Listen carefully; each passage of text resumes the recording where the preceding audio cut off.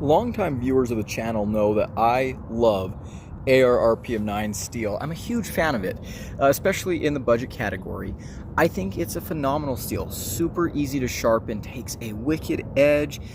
It's a joy to work with.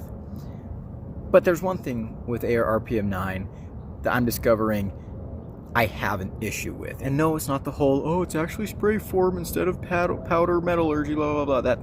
That's in the past, okay? It's corrosion resistance. I have been carrying this CJRB Droma a lot recently, like a lot. I love this knife. It reminds me of a very, how do I say this? I was gonna say modern traditional, but that is a term that already has other connotations. This reminds me of like your granddaddy's knife. Like, it looks really, really good. It's made to be beautiful, but it's a user.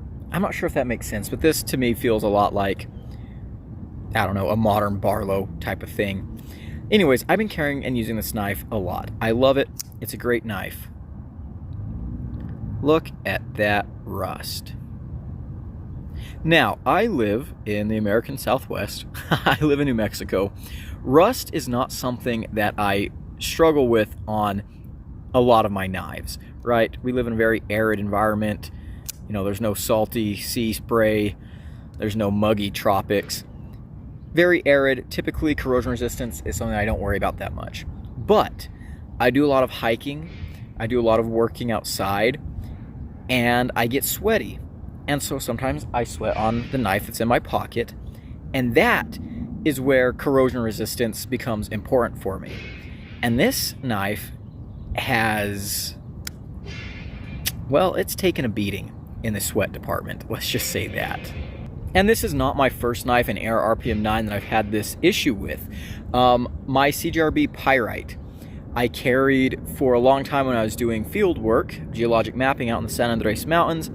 You know, I had that knife in my pocket 12 hours a day, 106-degree weather, hiking 10 miles a day. That knife got sweated on a lot, and it rusted very, very badly too. And even when I tried to take preventative measures or, you know, do field cleanings, it was hard to stay on top of the rust. And I'm realizing that this is something that AR-RPM9 just doesn't handle all that well. Is it a turnoff for me on the steel?